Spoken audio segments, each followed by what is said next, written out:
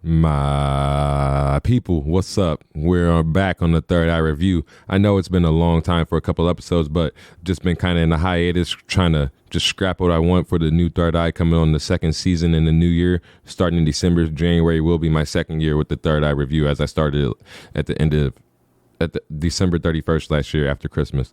So this is a big segment for me. I just kind of been trying to make sure I can keep the good reviews coming from you guys, making sure I'm staying active in the movies and stuff as I have been, and just kind of wrapping up what I've watched this year. I just dropped a post on my monthly averages and picked my favorite watches from the month out of 246 movies. So you can go check that out on my Instagram at Third Eye Review.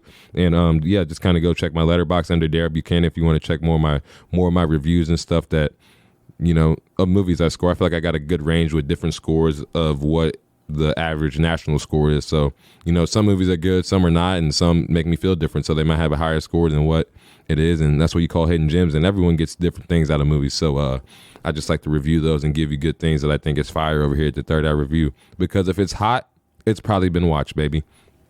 And let's crack into it. Today we're just going to do a quick review over the Boy and the Heron, because I went and seen that last night and it was just super magical. So I just wanted to break down the kind of what I got out of it and what you should do before going to see Hayao Miyazaki's epic magical tale of storytelling. The Boy and the Heron was one that I was looking forward to probably for a month or two now, as it really hasn't had too much marketing in the promotion stage. Like, you haven't seen a lot of commercials, you haven't seen a lot of posters and stuff around the world, because that's the way that kind of Studio Ghibli goes about, like, not giving too much about the movie. And that's kind of how I went into the Boy and the Heron. Not blind, but blinded to what the movie was really going to be about. I did my homework on Miyazaki before going into the Boy and the Heron, of course, watching Spirited Away, Princess Mononoke, The Wind Rises, and what else did I watch? Howl's Moving Castle. So I feel like his four biggest pieces, but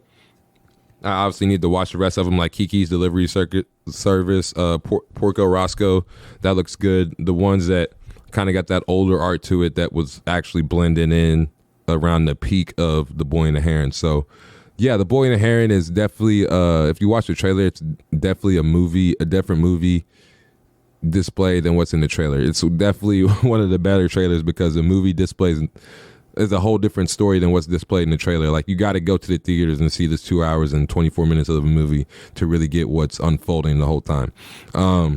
But the young boy, he's just going through a stage of trying to get over his mother's death. So that is a big spot in his heart that he really can't get over. And, you know, he really just didn't understand, you know, because there was a fire burning and they moved in the post-war in World War II actually is going on in Korea. So they move and his dad's already with the new girl and all that stuff. So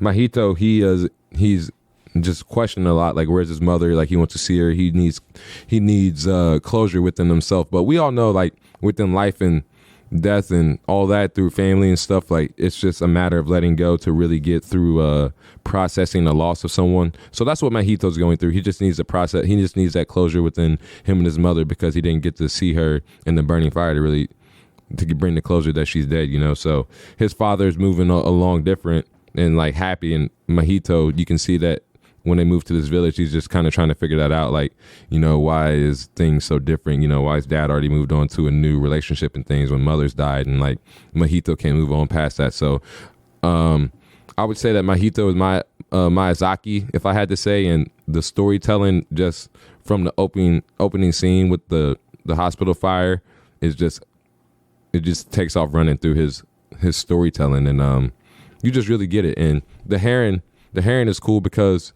I would say that the Heron, in watching the movie, like, after watching it, and I had to get a rewatch to get a clearer view, but of what I got out of it, I would say that the Heron is like someone, obviously, that Mahito looks up to. Maybe his father, like, in a form that is scared to talk to Mahito in a way to tell him such truth that's happened within the family, and how to lay the path and designing and getting this culture of the, you know, of the art world that Miyazaki's designed, and doing it right, like, leaving the way that the family tradition way, like, that's the way, not running and creating these new waves and stuff. And the new waves of imagery and stuff, because that's not what Miyazaki created. Like, I feel like if anything in this picture,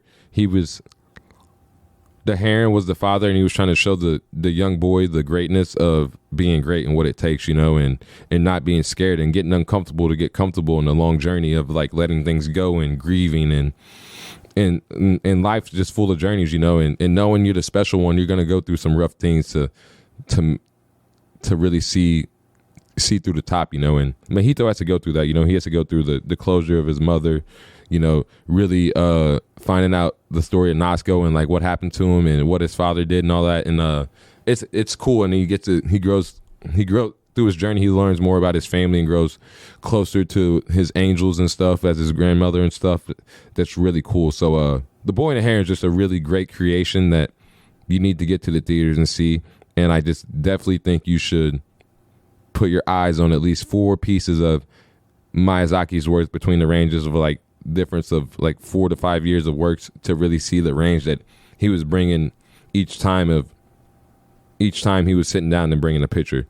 And Princess Mononoke would probably be my favorite if you're like a cinema watcher. I would say that the first watch, it reminded me of like the Avatar world, the creation and stuff. Like, if James Cameron got any inspiration, it was from that movie. So Miyazaki is definitely powerful in that way, because Avatar is a cinema peak that we all love, but to love that, you know, that some inspiration had to come to create that, and it definitely was within Princess Mononoke and Miyazaki's work. So Miyazaki, he's just like, in this story, I got like I said, he was just trying to show the journey of what it takes to be a young boy, to grow into an old heron and just live a great life. You might go through some things, and we all go through some things and some shit that we might like that isn't right, but you know, that's just life. And the journey isn't a straight shot, you know. It's a long journey and curvy and windy, and you know, if you just focus on yourself and what's best, like, things will get through, but you got to do it the right way. And family is everything, you know. Family's your closest friend, and processes and angels to get through this world, you know. You got to talk to family and get them close, and when feeling uncomfortable, you know, you can't run away from your problems, and you got to deal with them things. And that's what The Boy and the Heron was going through. He was trying to figure out life, you know. He had the cap to it, but he just needed to go through it. Like, he just needed to go figure out that it wasn't a trap. It was just the foundation that was laid between him to make him into the great creator that he is today. And I'm just very thankful for the great picture that was brought in between The Boy and the Heron, and doing the homework this week to really see that was what was going to be brought to the screen, and just appreciate that shit, because that shit is beautiful. I love Across the Spider-Verse so much, and you know, the art scale on each frame in that movie is just off the wire, but man, this film just is totally different. It's on a whole different scale, and the blending colors and the music is just so euphoric, and there's just a lot of imagery to where, like, the imagery and visuals do storytelling without even having dialogue sometimes. So that's just the beauty of cinema, and Miyazaki knew what he was doing. He told everyone, like, hey, if you don't think I can do this movie stuff, and I wasn't doing this animation stuff before, like, Spider-Verse and all this stuff came that you guys are sitting down and seeing and calling great, you better go dust off the bookshelves, because Miyazaki's got some work. And The Boy and the Heron, if it's his last, it's definitely a great banger to go out on. I was not upset about it. And if you like movies like I like movies, get into that mode and go to the movies. I was on that mode, and woo, buddy, it was the time of my life. I was there for it all, and I just did not want the movie to end at all. But yeah, that was The Boy and the Heron.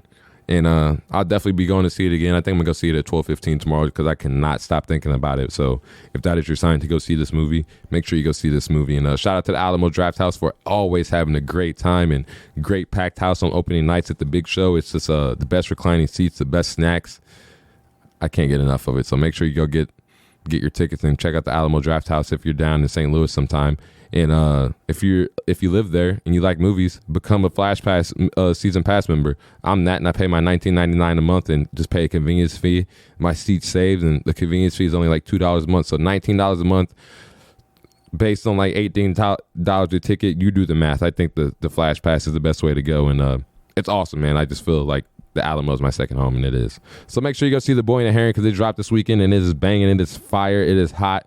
5-5, definitely top 3 movies of this year. So I can't wait, and I hope you guys go see it, and I can't wait to see what you guys scored, and I can't wait to see it again tomorrow. This is Third Eye Review, baby, and we're out. If it's hot, it's been watched.